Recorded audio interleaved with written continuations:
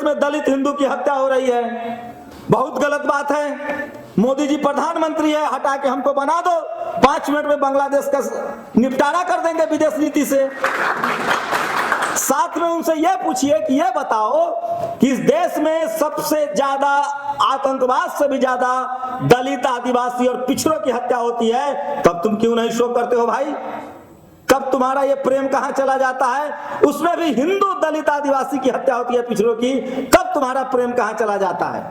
Jessica हत्याकांड हुआ, आरोपियों को बरी किया गया, टीवी ने पूछा कि बरी हो गए तो मारा कौन? बाद में सजा हो गई।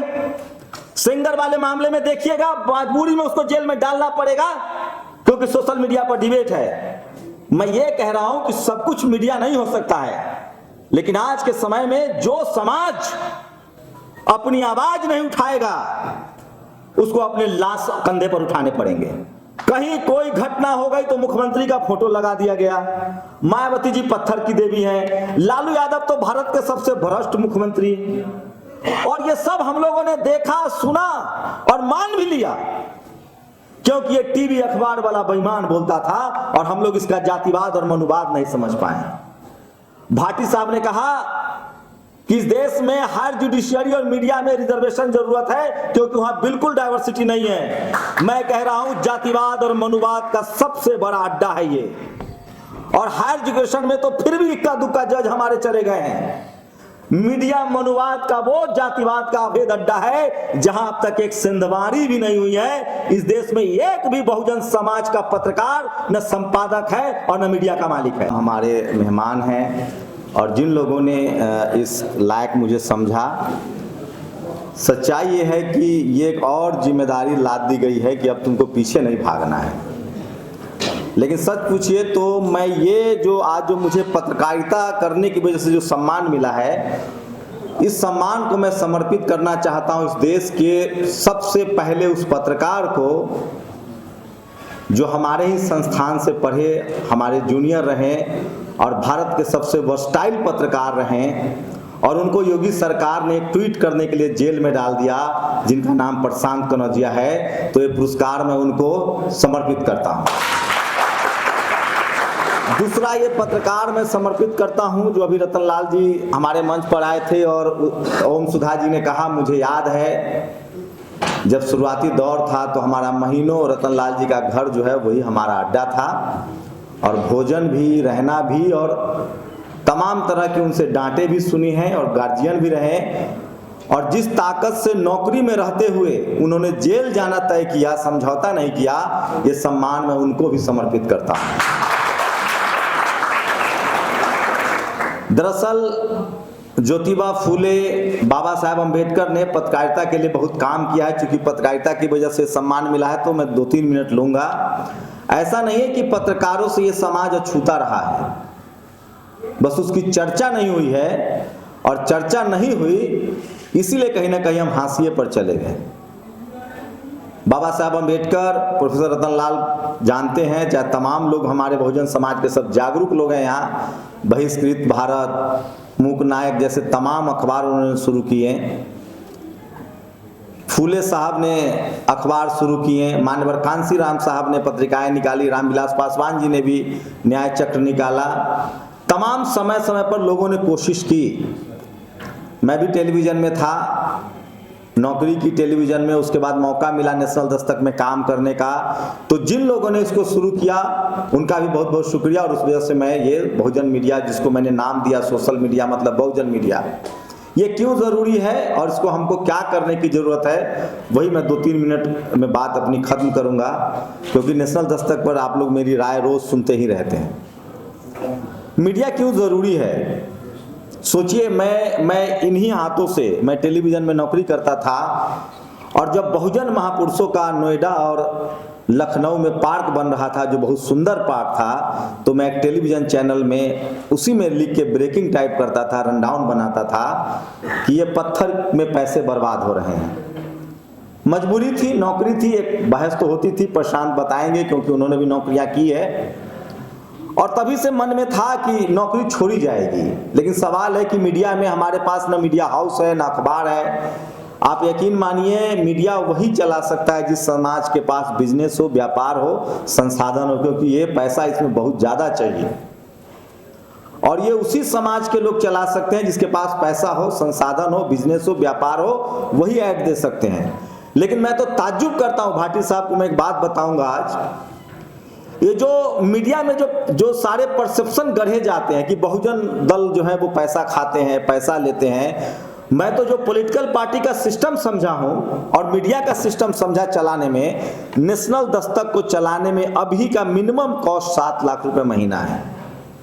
मिनिमम कॉस्ट सोचिए, हर महीने 7 लाख रुपए की जरूरत है। जिस धीमे रफ्तार से मैं चला पा रहा हूं, बहुजन समाज के जो सोशल मीडिया पत्रकार हैं, रतनलाल सर खुद अपनी सैलरी से चला रहे हैं। ताली बजाइए उनको लिए जो वो चला रहे हैं।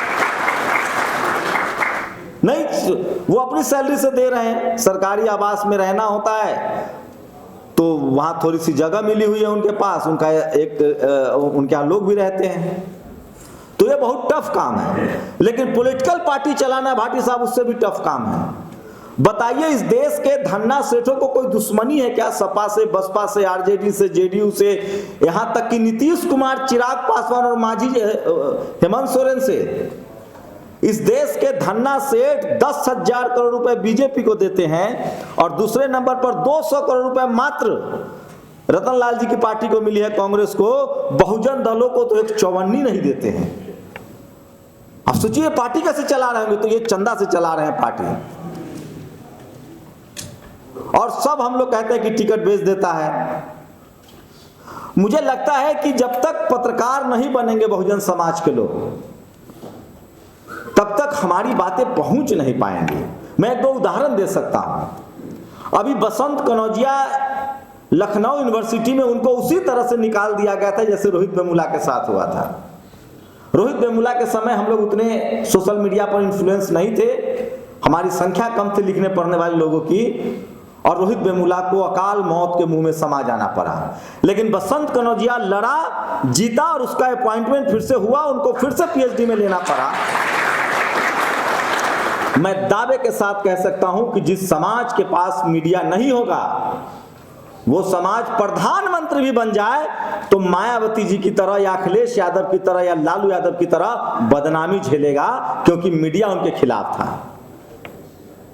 इन लोगों ने सबसे शानदार काम किया, आप देख लीजिए उठा के।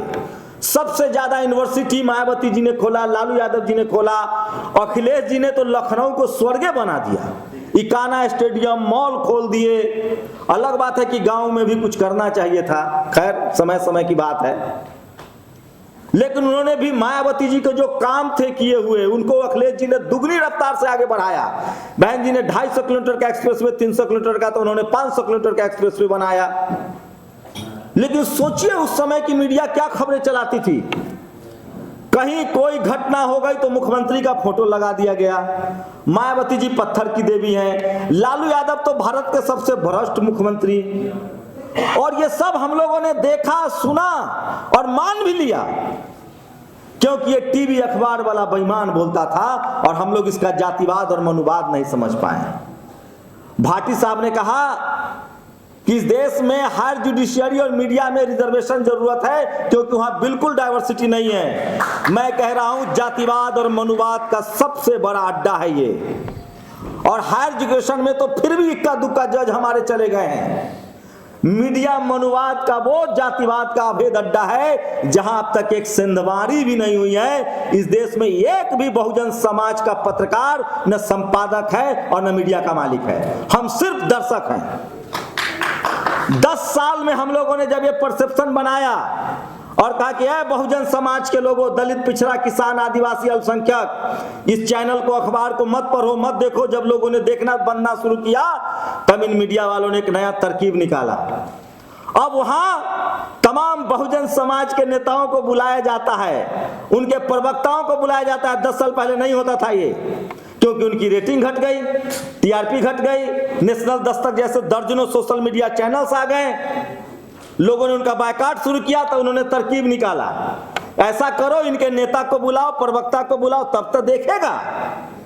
जबकि हमारी लड़ाई है कि हमारे पे एंकर कितने हैं, संपादक कितने हैं और मीडिया मालिक तुम्हारे यहाँ रिप्रेजेंटेशन कितना है। हमारे चैनल पर जो भी हमारे प्रवक्ता जाते हैं, जैसे ही वो लोग हिंदू मुस्लिम पर सवाल पूछता और कहता है कि मैं देख रहा हूँ रतन लाल जी का शो देखता रहता हूँ, भाटी जी का देखता रहता हूँ, मजबूरी में इनके चलते देखना पड़ता है, नहीं देखता था टीवी, लेकिन चूंकि अपने लोग जा रहे हैं, इनसे पूछता है कि बांग्लादेश में दलित हिंदू की हत्या हो रही है, बहुत गलत बात है, मोदी जी प्रधानमंत्री है, हटा के हमको बना दो, 5 मिनट में बांग्लादेश का निपटारा कर देंगे विदेश नीति से। साथ में उनसे यह पूछिए कि यह बताओ कि इस देश में सबसे ज्यादा आतंकवाद से भी ज्यादा दलित, आदिवासी और पिछड़ों की हत्या होती है, तब तुम क्यों नहीं शोक करते हो भाई? कब तुम्हारा ये प्रेम कहां चला जाता है? उसमें भी हिंदू, दलित, आदिवासी की हत्या होती है, पिछड़ों की, तब तुम्हारा प्रेम कहां चला जाता है?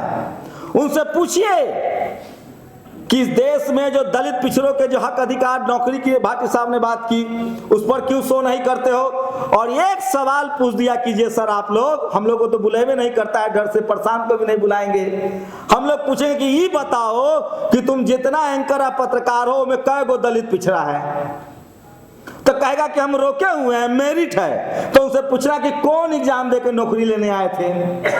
मैंने 4 जगह मीडिया में नौकरी की, चारों जगह मेरा रिटन टेस्ट लिया रे भाई, जबकि मैं नाम लिखता हूं शंभू कुमार सिंह, जात का पते नहीं चलता था, लगता था कि होगा कोई बाबू साहेब, तो भी रिटर्न टेस्ट लिया क्योंकि कोई जुगाड़ नहीं था, चाचा फूफा मामा नाना नहीं था, 1-2 अच्छा संपादक था, कॉपी लिखते थे, नौकरी पर बुला लेता था। इतना जातिवाद और मनुवाद का अड्डा है, और जैसे ही मुंह खोलते थे तो कहता था अरे यार ये तो प्रो रिजर्वेशन वाला आदमी आ गया, तो अच्छा ऐसा करो इसको रनडाउन पे बैठा दो। रनडाउन ऐसी जगह होती है टीवी में कि भूकंप भी आ गया तो आप नहीं भाग सकते हैं, वो ब्रेकिंग चलता रहता है। जैसे भूकंप आएगा तो हमको लिखना है दिल्ली में भूकंप के तेज झटके, भूकंप की तीव्रता इतनी, आप भाग नहीं सकते हैं, वैसा जगह पर बैठा दो। मैं ये कह रहा हूं ये बहुत सीरियस बिजनेस है, और ये 24/7 का बिजनेस है, और जिस समाज में पत्रकार नहीं होगा उस समाज की न तो कहानियां, दुख तकलीफें बाहर आ पाएंगी, और न उसकी सफलता की कहानी बाहर आ पाएंगी, न उसकी राजनीति चल पाएगी। आप यकीन मानिए मीडिया में वो ताकत है जो झूठा को सही और सही को झूठा साबित कर दे, दोषी को निर्दोष और निर्दोष को दोषी साबित कर दे। हमारी बहन, बेटी, भाई के साथ बलात्कार, रेप, मारपीट, हत्या होती है, हम कुछ नहीं कर पाते हैं क्योंकि हमारे पास नेशनल डिबेट के लिए प्लेटफॉर्म नहीं है।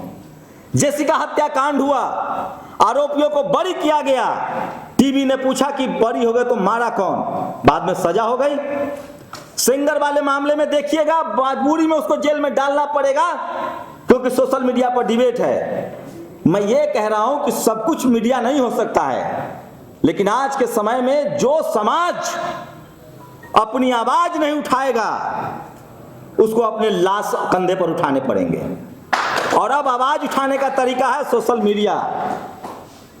आप लोग पढ़े लिखे लोग हैं, जागरूक लोग हैं, मैं सही कह रहा हूं, आपकी जो भी तकलीफें हैं आप करके देखिए, आपको नतीजा मिलेगा। आपके साथ अत्याचार हो रहा है, एट्रोसिटी हो रहा है, किसी के साथ हो रहा है, कुछ मत कीजिए, शुक्र मनाइए 21वीं सदी में मोबाइल आया है और ये सोशल मीडिया प्लेटफॉर्म है। आप नौकरी में है, बिजनेस में है, राह चलते कहीं भी कोई एट्रोसिटी हो रहा है, अपने सोशल मीडिया पर रील्स कम देख के उसको रिपोर्ट कीजिए, उसको लिखिए, पढ़िए, बोल दीजिए, वो आग की तरफ फैलता है। ये ताकत हम लोग को मिला है और संजोग मनाइए।